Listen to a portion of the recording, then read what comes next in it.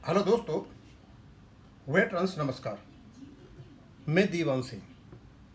मैं आपको बताना चाहूँगा कि 30 तारीख को 1 या 2 जुलाई तक मैं घर जा रहा हूँ। तो कई मुद्दे ऐसे हैं, मैं नहीं चाहता कि उन पर ठंडा पानी पड़े। आग जलती रहे तो ज़्यादा बेटर है। और मैंने एक वीडियो डाला कि वेंकटाचलम जी कहीं सोशल मीडिया प्लेटफॉर्म खड़ा कर रहे हैं। हम तो बड़े खुश हुए कि इनके सोशल मीडिया प्लेटफॉर्म से कुछ हमें जानकारी मिलेगी, कुछ हम भी इनसे पूछेंगे। तो पहले तो प्रेस पूछना शुरू कर दिया है, लेकिन मेरे कमेंटेटर्स हैं कुछ, बोले साहब ये तो बहुत बढ़िया बात है, वेंकटाचलम जी को गाली देने का मौका मिलेगा। भाई मैं तो गाली नहीं दूंगा, मैं तो उनसे लीगल प्रश्न पूछूंगा कि आखिरकार इतना सशक्त पेंशन रेगुलेशन होने के बावजूद भी अपडेशन क्यों नहीं हुआ। क्या इसमें वेंकटाचलम का हाथ है? जानबूझकर रोका, साजिश के तहत रोका, उसका कोई फायदा उठाया, नैतिक अनैतिक, गैर कानूनी कानूनी कुछ हुआ, या फिर कारण और कुछ था जो इतना सशक्त रेगुलेशन इंप्लीमेंट नहीं हुआ। जो स्टैट्यूटरी रेगुलेशन है they can not be negotiated away. एक बार जब रेगुलेशन बन गया तो उस पर निगोशिएशन नहीं हो सकता, और ये बार बार निगोशिएशन की बातें करते हैं। या एक विचार और निकल करके आया, डेमोक्रेटिक प्रोसेस में हम वोट देते हैं और उससे हमारे एमपी भी बनते हैं, एमएलए भी बनते हैं, दूसरे लोग भी बनते हैं, रिप्रेजेंटेटिव बनते हैं।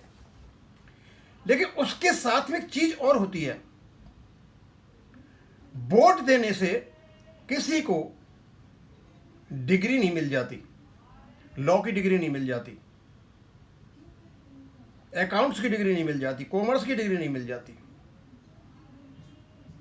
वो सिर्फ एक डेमोक्रेटिक प्रोसेस है। हम चाहते हैं ये आदमी बने और हमारा ये प्रतिनिधि बने,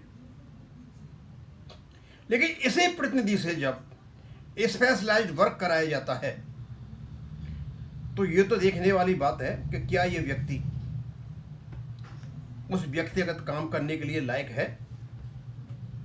ये जो कुछ भी मैं डाल रहा हूं यहां, ये वेंकटाचलम के सोशल मीडिया प्लेटफॉर्म के जो 32 लोग हैं उनके लिए डाल रहा हूं और उनसे पूछ रहा हूं, मैं जवाब दे रहा हूं।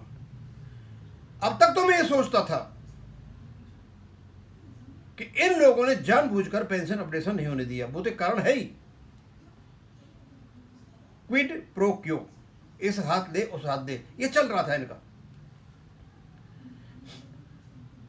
मतलब एक्ट 1970 को दरकिनार करने के लिए और आईडीए के अंतर्गत निगोशिएशन और सेटलमेंट करने के लिए, बार्गेनिंग के लिए, कलेक्टिव बार्गेनिंग के लिए ये इनको करना था, क्विड प्रो क्रो। बैंकों ने कहा ठीक है तुम करते रहो, हम तुम्हारी नहीं कहेंगे, हम तुम हमारी मत कहो, तुम ये मत कहो रेगुलेशन को लागू करो, और हम इसको करेंगे नहीं लागू, और हम भी तुम्हें नहीं हटाएंगे। एक्ट 1970 के अनुसार इनको अधिकार नहीं है पीएनएल अलाउंसेज का। उसको केवल और केवल को एक्सपर्ट बॉडी कर सकती है, डेमोक्रेटिकली इलेक्टेड रिप्रेजेंटेटिव नहीं कर सकते, और तब तो बिल्कुल ही नहीं कर सकते जब उनके पास क्वालिफिकेशन और एक्सपीरियंस नहीं पर्टिकुलर क्षेत्र का। ये सुप्रीम कोर्ट का भी जुडिशियल प्रेसिडेंट है। तो अब मैं ये मान के चलता हूं, हमारा पेंशन अपडेशन सिर्फ इसलिए नहीं हुआ कि 35.1 में जो मैंडेटरी लैंग्वेज दे रखी है, जैसे शैल बी अपडेटेड, इसका ये अर्थ ही नहीं समझ पाया वेंकटाचलम और इसके जितने भी दलाल हैं आसपास। ये दलाल लोग शैल बी अपडेटेड का अर्थ ही नहीं समझ पाए।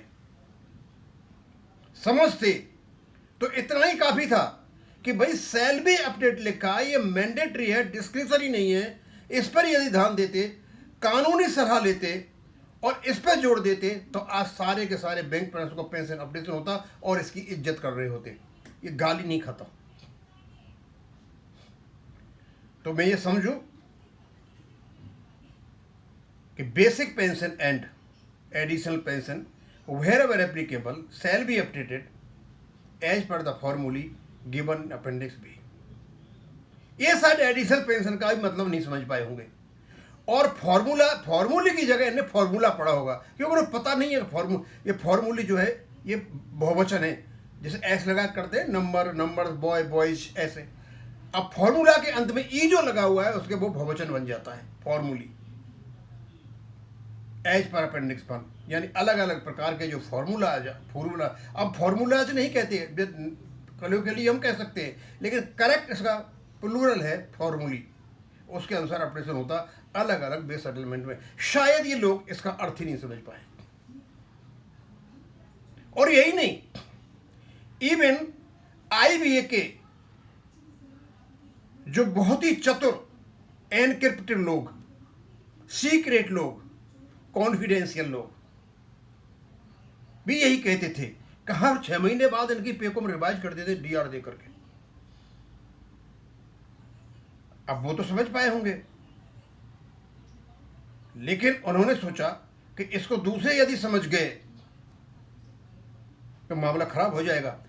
तो इन्होंने एक चाल चली, अपडेशन नहीं है, इधर वेंकटाचलम को हाथ में ले लिया। और वेंकटाचलम को पता था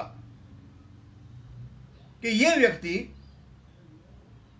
एफिशिएंट नहीं है, योग्य नहीं है, ये कैपेबल नहीं है, इसके पास कोई एक्सपर्टीज नहीं है, ये सिर्फ और सिर्फ दलाली करता है और दलाली करने का अधिकार IBA और बैंकों ने इसको दे रखा है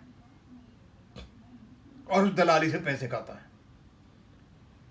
कहने को तो काम ये फिड्यूशियरी कैपेसिटी में करते हैं, लेकिन फिड्यूशियरी कैपेसिटी के सारे नैतिक मूल्यों को, सारी सोशल वैल्यूज को ताक पर रखते हुए ये व्यक्ति लोगों को कुचलते हुए चलता है। दोस्तों, इनकॉम्पिटेंस, अयोग्यता, ये जो UFBU के बैठे हुए लोग हैं, जो प्रतिनिधि हैं, जिनको हमने चुन करके भेजा है और इनको अधिकार दिया कि तुम लोग हमारे मुद्दों पर बातचीत करो, दे are incompetent. Pay in allowances जैसे मैटर में, पेंशन जैसे मैटर में और रेगुलेशन जैसे मैटर में इनकी पकड़ नहीं है, पहुंच नहीं है। पहुंच होती तो शायद ये खुद ही आगे आकर कहते भाई ये रेगुलेशन तो है, आप दे क्यों नहीं रहे हो, लेकिन आज तक नहीं कहा। तो मेरा वेंकटाचलम से यही पूछना है कि आप बताइए कि आप 35/1 को इसलिए लागू नहीं करा पाए कि आप समझ ही नहीं पाए इसमें क्या है। इस मतलब you are incompetent, incapable of understanding things. आप अंग्रेजी तो बड़ी बड़ी लिखते हो, how couldn't you understand this particular thing? कैसे नहीं समझ पाए आप? एक कोई खाप पंचायत है हरियाणा की कि खाप पंचायत बना रखी है आप लोगों ने? वहां भी जब लोगों का निर्णय लिया जाता है तो हमने देखे एक बहुत ही सशक्त निर्णय लिए जाते हैं और उनको इंप्लीमेंट किया जाता है, इसके बावजूद कि वो रेगुलेटरी नहीं है। कुछ लोगों का समूह अपने बने हुए नियमों से जब एक बार डिसीजन ले लेता है उसको इंप्लीमेंट कराया जाता है। हमारा तो इंप्लीमेंट बहुत अच्छा होना चाहिए था, पर 35 रेगुलेशन अब इंप्लीमेंट क्यों नहीं हुआ? क्या मिली भगत से नहीं हुआ? क्या आप लोग अयोग्य थे, जानते ही नहीं थे? हाँ, मैं मान के चलता हूं अयोग्यता इसका एक कारण हो सकता है, आर्बिट्रेरीनेस भी हो सकता है और अयोग्यता भी हो सकता है। और इन्होंने एडमिनिस्ट्रेटिव ऑथोरिटीज को मौका दिया ये नहीं करने का।